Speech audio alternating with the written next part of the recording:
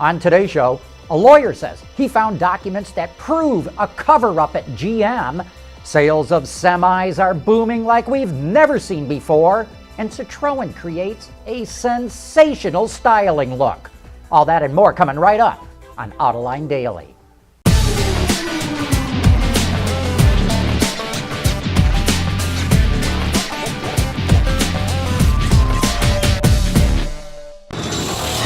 This is Autoline Daily for March 17th, St. Patrick's Day, a day in which everyone in the world is invited to be Irish. But now let's get to the news, because a lawyer is suing General Motors over defective ignition switches because he says he's uncovered documents that prove GM executives knew about that defect years ago and covered it up. Bloomberg reports that attorney Lance Cooper says the documents contradict the findings by independent investigator Anton Valukas, who was hired by GM to determine what the company did wrong. Valukas cited corporate bureaucracy and incompetence. But Lance Cooper says he has emails and documents not included in the Valukas report that prove it was a cover-up. Here's my Autoline insight. Of course there was a cover-up. Everybody knows that, including GM. That's why it fired 15 employees, including engineers, executives, and lawyers, though GM accused them of neglect and incompetence. But can Cooper prove that GM's top officers were aware of the problem years ago? I find it hard to believe that Valukas would have missed a bombshell like that. As recently as 2 years ago, the Russian car market was a wonder to behold. Sales were booming and automakers were pouring investments into the country. Not anymore. Ever since the war with Ukraine and the sanctions that followed, the Russian car market has collapsed. GM, Ford, and Audi have all temporarily suspended production, and Nissan just announced it's going to do the same. So far this year, sales of cars and light trucks are down 38%. Sales of medium and heavy-duty trucks plummeted 72%, and buses are down 60%, as reported by Wards. Before this all happened, analysts were predicting the Russian car market would surpass Germany. But now it looks like automakers will be lucky if they even get back to their previous levels by the end of this decade. More news coming right up, right after this. Autoline Daily is brought to you by Bridgestone Tires, your journey, our passion, and by Dow Automotive Systems, breakthrough technologies for lightweight vehicles.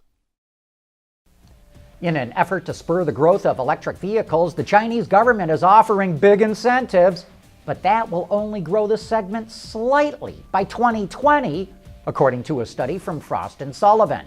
It says EVs will reach 4% of sales by the end of the decade, while gasoline-powered cars will remain the dominant powertrain at nearly 95% of the market. Last week, we showed you technology from Harman that lets everyone in a car listen to whatever they want to hear at the volume they want to set it at. It's all based on noise cancellation technology, and Harman is using that technology to overcome in-cabin noises from lightweighting, because heavier materials dampen noise better, and they're using it to counteract engine downsizing and cylinder deactivation, which also create more noise.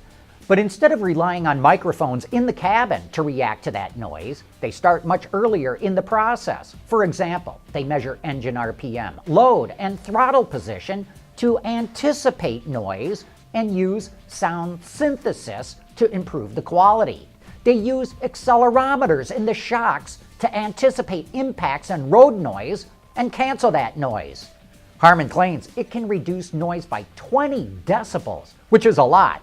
And they can eliminate low-frequency drones that can induce drowsiness on long trips. Coming up next, big truck sales continue to grow in the U.S., and I'll look at an interesting concept from Citroen. For the people at Dow, racing is a sport and a science. We enjoy one and learn from the other. But like most competitive people, we like winning at both. This is the human element at work. Dow.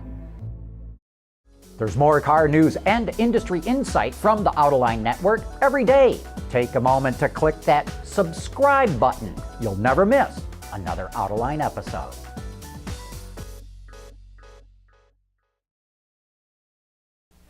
Be sure to join us for Autoline After Hours this Thursday, the show for enthusiasts of the automotive industry. Our guest is Scott Smith, the program manager on the new Ford Edge. So join me and Gary Vasilash for some of the best insights into what makes this industry run. Car sales in the U.S. in February were not as strong as analysts expected, mainly due to bad winter weather. However, sales of heavy-duty trucks rocketed upward. Ward's reports that Class 7 semis were up 11%, while Class 8s were up nearly 27%.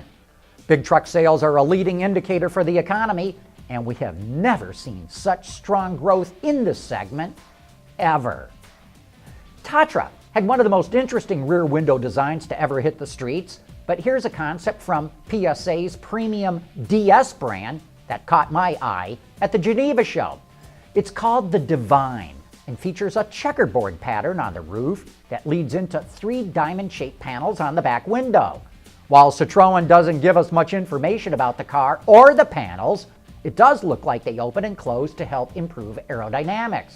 Or maybe this is just one French designer's take on the louvered rear windows that you used to see on Mustangs and Camaros. One thing's for sure, this design really catches your eye. Anyway, that wraps up today's report. Thank you for watching, and please join us again tomorrow.